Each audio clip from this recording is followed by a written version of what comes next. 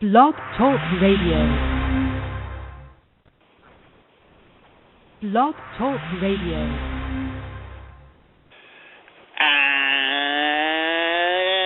And welcome to the King Jordan Radio Show. Today is February, and it's 2014. Ladies and gentlemen, in just a little bit, we are going to have a wrestler. Now, on the computer, I've said Brutus, I've said Donkey, Jimmy Hart. It's none of them. But in a few minutes, you will know. But in the meantime, let me play Brutus's theme until we get started.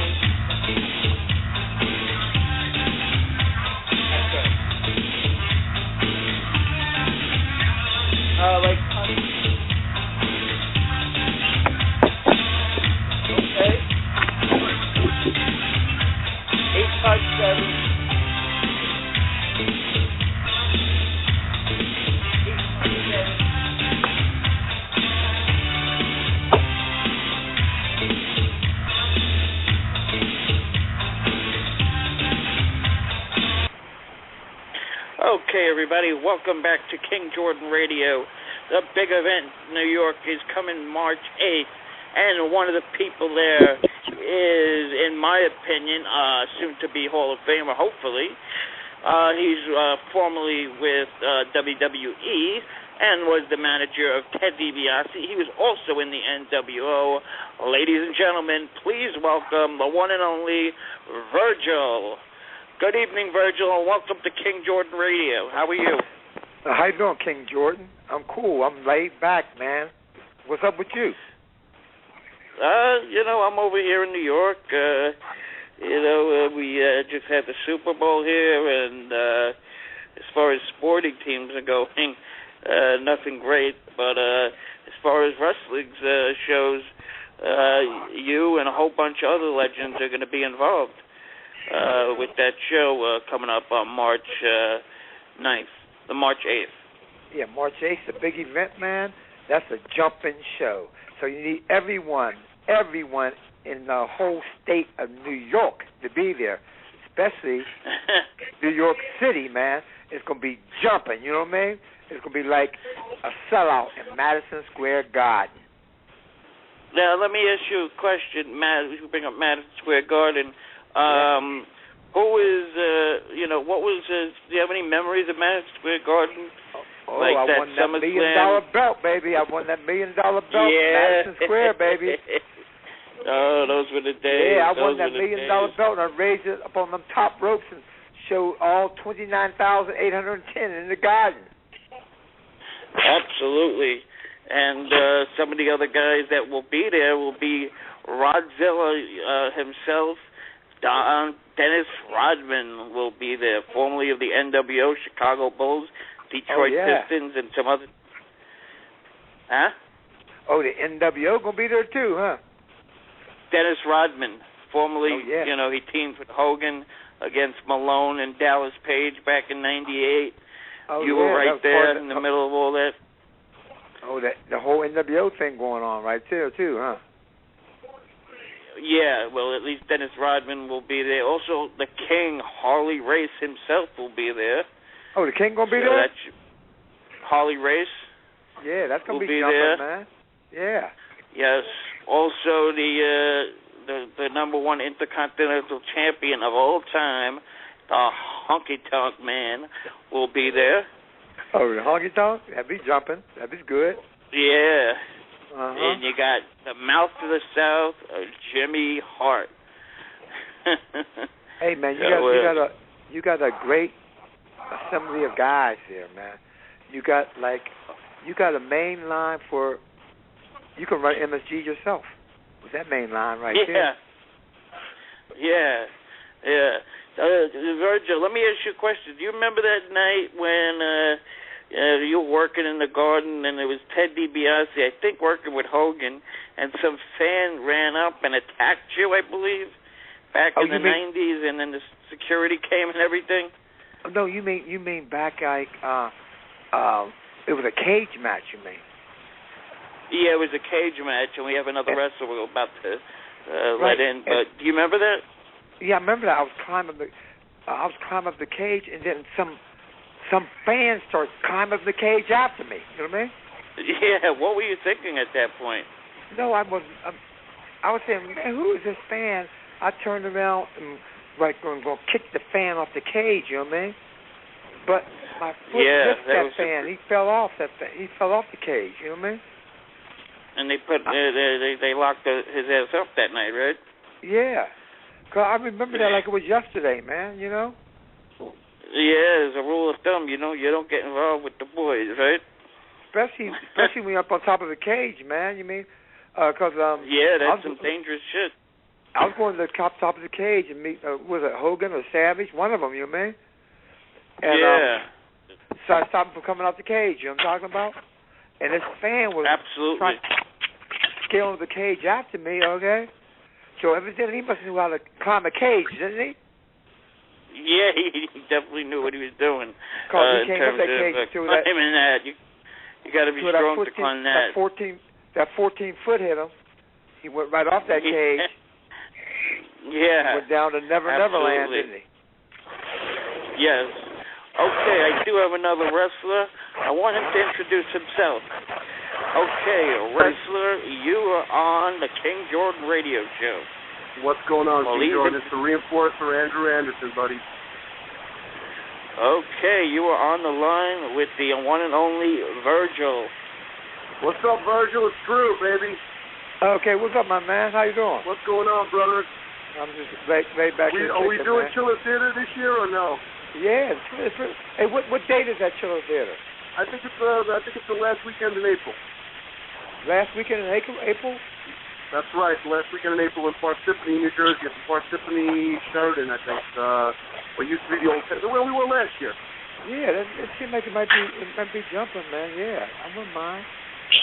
Yeah. How you been, brother? So, Andrew, what's going on with you? I hear you're in commercials and. What's going on with you? Skittles commercial, Doritos commercial, for the movie The Wrestler. I just got some casting in Marvel's The Ant-Man, and so it's a lot of good stuff going on. Small roles here and there, but you know what? I keep hacking at it. Keep trying to get it, and hopefully something will. The old saying, throw enough shit to the wall, something will stick, right, Virgil? Yeah, I want one of the Dorito commercials. Yeah. So everything's been going good, I'm still working I want to bite into a Dorito commercial. You like those? Yeah, I want to bite in one. I want to be in one. You want to be in one with me? Yeah. I want to be in the goddamn Dorito commercial. We got to get you a good agent, brother. We got to get you a good agent. Yeah, give me a Dorito. I just call Doritos, tell them I want their commercial. I just came back from Motorama up in Harrisburg, PA this weekend with Tito Santana, Ron Simmons, and Greg the Hammer Valentine. We had a great weekend up in Harrisburg, PA. Hey, how was that? Snowstorm. It was good. It was good. It was a Motorama event, motorsports, and really good stuff up there. We had a really good time. It was a lot of fun. And I'm really looking forward to the big event, March 8th in New York, up in Queens. 2014 So, at the Marriott Courtyard. That's right. 9010 Ditmers Boulevard, East Elmhurst, from 10 a.m. to 3 p.m. It's only $10. I'll be there alongside all these guys. Beefcake and Greg the Hammer Valentine, the Honky Tonk Man, and Jimmy Himmelf Hart. Jimmy Hart has the distinct honor and pleasure of managing not only Greg and Beefcake as a tag team, as the Dream Team. He also managed the Rhythm and Blues tag team of Valentine and Honky Tonk. They're going to be doing a special photo op with Jimmy Hart. And Jimmy Hart in the past has managed me, myself, the Reinforcer, Andrew Anderson. So the big event, it's the place to be at. You know, you're going to have AJ Styles. You're going to have King Kong Bundy. You're going to have Godzilla himself, Dennis Rodman. So you got everybody out there. You have a great mix of young and upcoming talent with some old KG veterans and some legends, true legends, some Hall of Famers, all the greats of the business. If you've never been to the big event is the place to be at when you're talking of wrestling conventions. It's pure wrestling excitement. Some of the greatest stars you've ever laid your eyes on. Just the last time around, we had I think it was in October. We had Hulkster and Greg and Beaver and myself. We were all there, and the Barbarian was there, and Bruno Sammartino, the NWO reunion with X-Pac and all those guys. They were all there. Kevin Nash, Scott Hall. It was a good time by all. And this one is going to be just as great, if not better. So, hope all the fans come out to see everybody, and you can get an exclusive Andrew Anderson Doritos commercial picture from the Doritos commercial that I did for the Super Bowl. And we'll also be selling the Skittles banners from my Skittles commercial, Don't Suplex the Rainbow, as well as custom pictures from the movie The Wrestler, in which I portrayed myself. So we'll all be there in full force. Okay, I want to get you guys' take on Viscera, who passed away a couple of days ago. Nelson was a great guy, man. He was a great guy. Let's start with you, Anderson, and then we'll go over to Virgil for his take. Nelson Frazier was a great guy, one of the best big men in the business. Hell of a nice guy, exceedingly fast for a big man. He wrestled as King Mabel, he wrestled as Viscera, and then later Big Daddy V. I had the opportunity of getting in the ring with him twice. He was always a gentleman, always gracious, and the one thing I liked best about Big V was that all the man did was make me laugh, and I made him laugh. I think my hijinks always made him laugh. He always wondered what stupid comment was coming out of my mouth next, or what kind of a prank I was going to pull next. And, I miss him, and I know Bobby Horn, his longtime tag team partner and friend, was actually going to appear with us at an East Coast professional wrestling show up in Portland, New York, this weekend, this Friday. I don't know if Bobby Horn, who is his friend Mo from the Tag Team Men on a Mission, Nelson's tag team partner, I don't know if he's going to be there because of that, but I hope he makes it, and my heart goes out to him and to, for the loss of his tag team partner and friend and brother, and to Nelson's family, and, it's irreplaceable, especially in an age where everybody looks the same. There's that cookie cutter look now, Mabel, Viscera, Big Daddy V, and, it all encompassed in one man, Nelson Frazier. That man is irreplaceable because he hearkened to the days of King Kong Bundy's, Abdullah the Butchers, and you don't have that look anymore, and it's sad, a great talent, a great guy, a great friend, and he will be missed. God rest his soul in peace.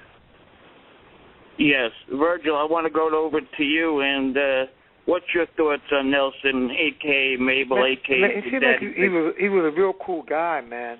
Nelson wasn't. I remember with Mo, it was Nelson Mo when he first came in, and he had another manager with him. Then? Right, the little guy. What was the little guy's name, man? Mo, I don't believe. Remember. Huh? I think it was Mo. Yeah, it was Mo, but Mo was his partner, but they had another guy who managed them. You know what I mean? All three of them came in together. Yeah, they did have yes, a manager. right, Maybe right, Ramon. yes. Huh? I know what you're talking about, but I can't think of it off the top of my head.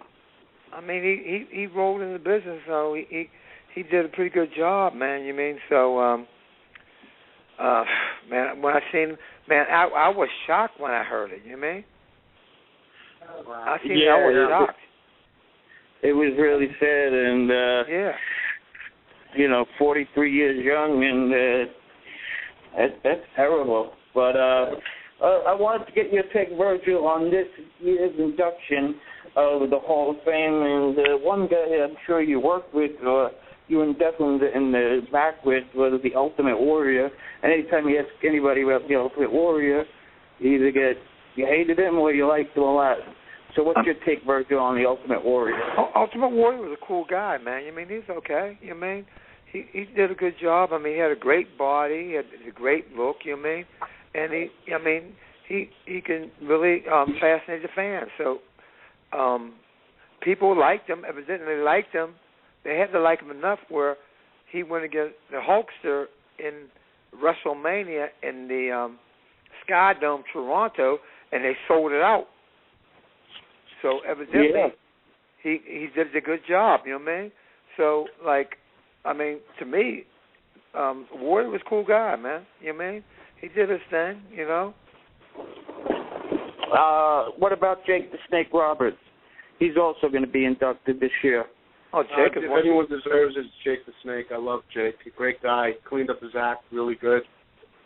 You know, he was another good guy. I love Jake. You know, personally, he's a great guy.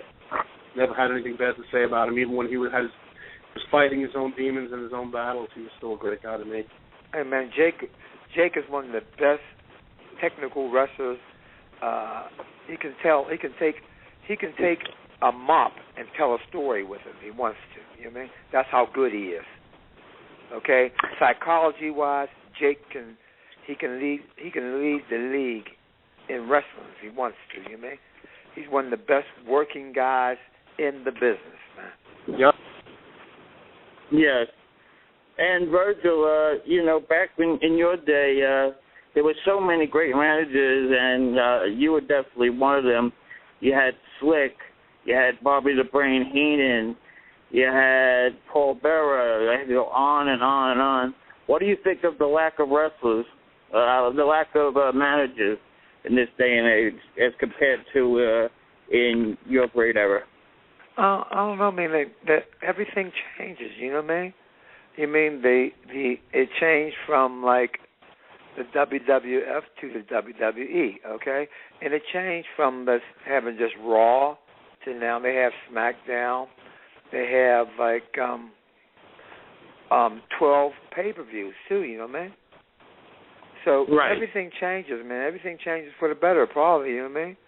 So I mean, the world changes, so you just got to keep up what's being changed. You know? Absolutely. What about you, Mr. Anderson? In terms of managers.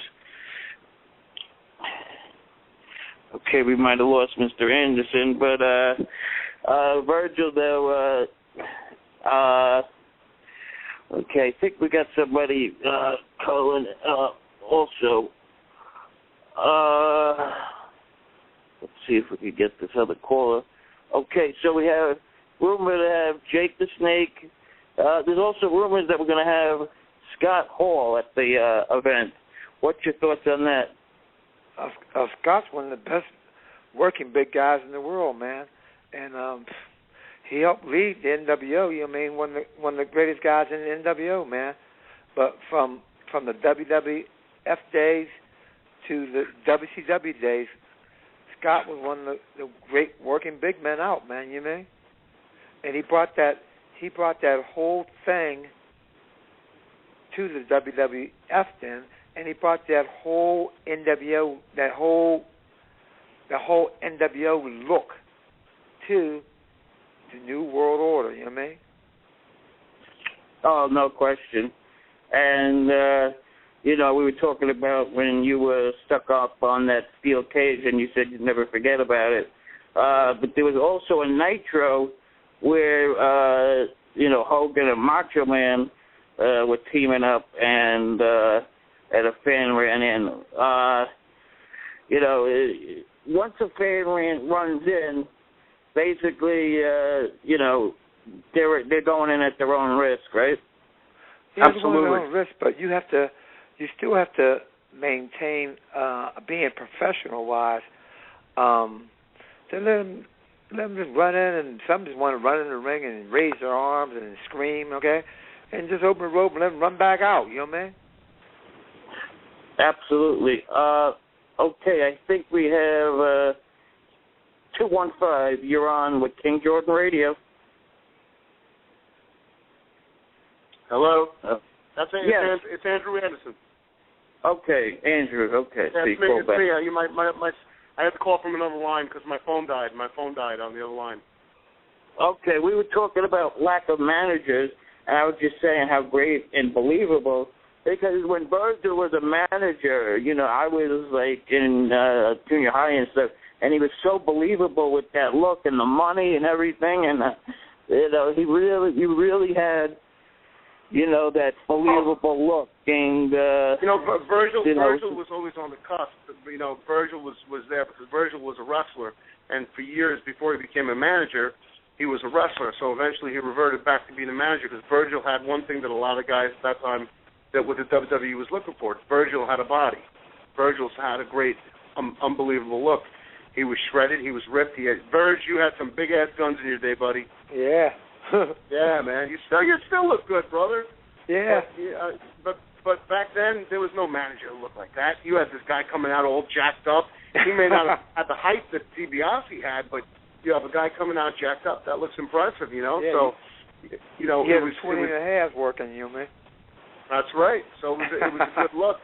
It was something different. It was a big, back then, everybody was used to the managers looking like Freddie Blassie or Captain Lou Albano or somebody like the Grand Wizard. Luscious Johnny B made the transition. He was a former tag team champion, a wrestler.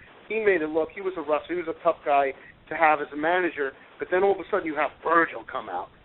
And Virgil comes out showing up wearing the vest and the big guns, flaring, that was impressive. It brought a whole new fling in the game. That's right.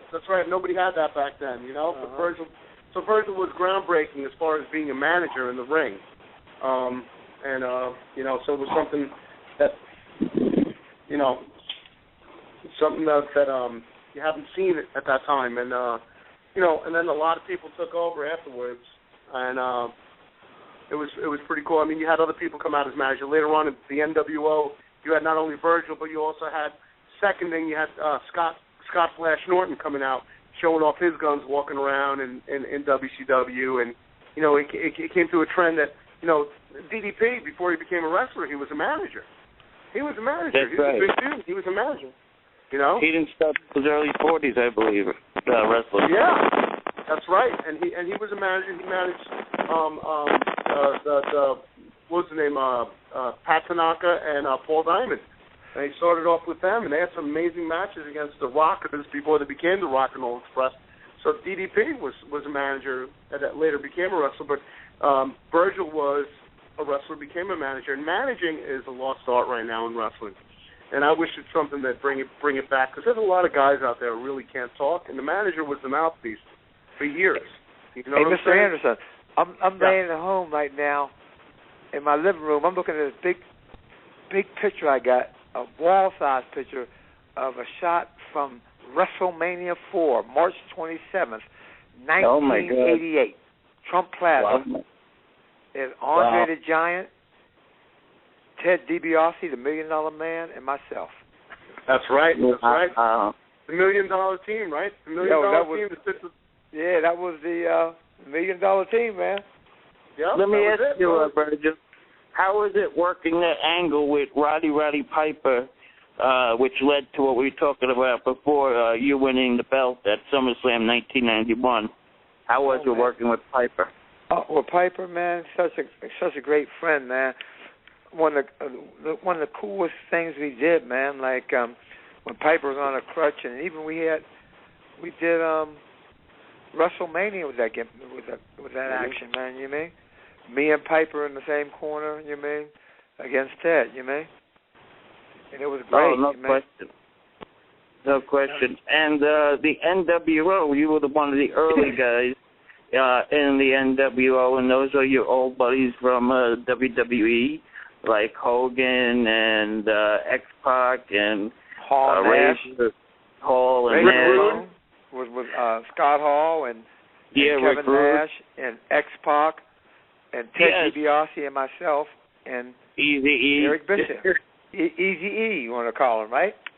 Yeah. Eric Bischoff, I tell you what, people say what they want about Bischoff, but he had balls to go ahead and, put that on the table there and say, this is what I'm doing, and compete, you know what I mean, and beat the WWE. So, I think it was a combination, though, not just Bischoff, but it was a combination of Eric Bischoff and Kevin Sullivan. Oh, yeah, so I think Kevin Sullivan is not given a lot of credit because he was running the front office then. Oh, Kevin did a great job, man.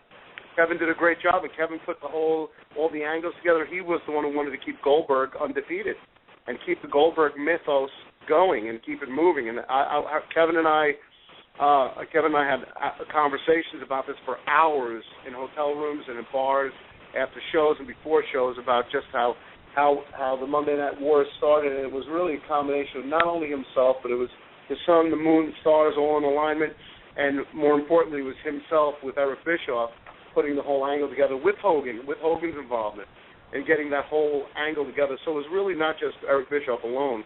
He had a lot of other people working with him on that. Right, but did he not put Goldberg on the map, Bischoff? I mean, it takes two to tango, but... I think it was a combination of more of Kevin Sullivan and Eric Bischoff together, I think really that was a combination of keeping Goldberg up and keeping Goldberg looking strong and moving along, and, that's part of the way it was. I mean, it's just, Sully, I call him Papa Smurf. His diminutive size. Kevin's always going to be Papa Smurf to me. So, of course. Hey, he's a great guy, but he's still, he's one of my mentors in the business. I mean, Jimmy Snuka trained me and got me in the business, but it was Kevin Sullivan who taught me the ways of the front office. So. And of course, the big event is coming. March the 8th, and we got you guys going there. March 8th. March 8th. The big event is March 8th. Yes, March 8th, and in 2014 at the Marriott Courtyard, 9010 Ditmars Boulevard, East Elmhurst, New York. www.bigeventnewyork.com. You're going to have the Honky Tonk Man, Dennis Rodman, former NBA champion, and Hall of Famer. And Hall of Famer. And NBA Hall of Famer. The King, Harley Race, will be there. Harley Race, King Kong Bundy.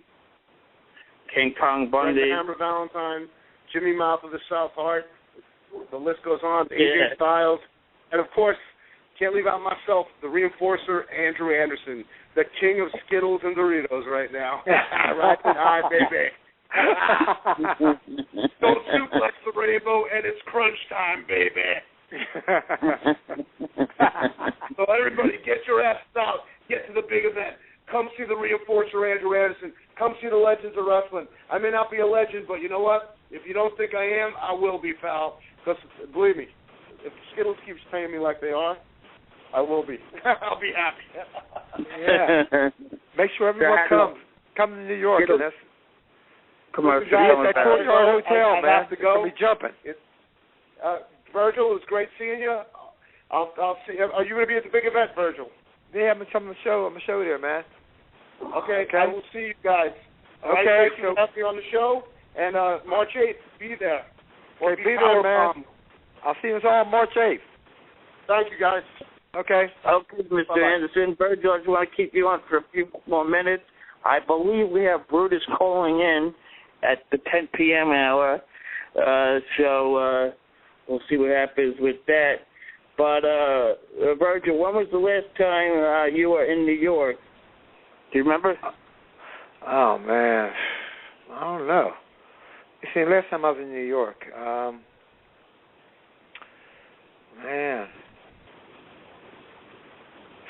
man, I came probably like last year, I think. Oh, okay. And Jersey, I mean. Yeah, definitely. And just let me Who's ask supposed to be you, calling you? Beefcake? Beefcake, he's either going to call tonight or we're going to have him another day. But you were with Beefcake back in the day, right? When he was in WCW, right? Oh, yeah. Beefcake was back in part of NWO, yeah. Uh-huh.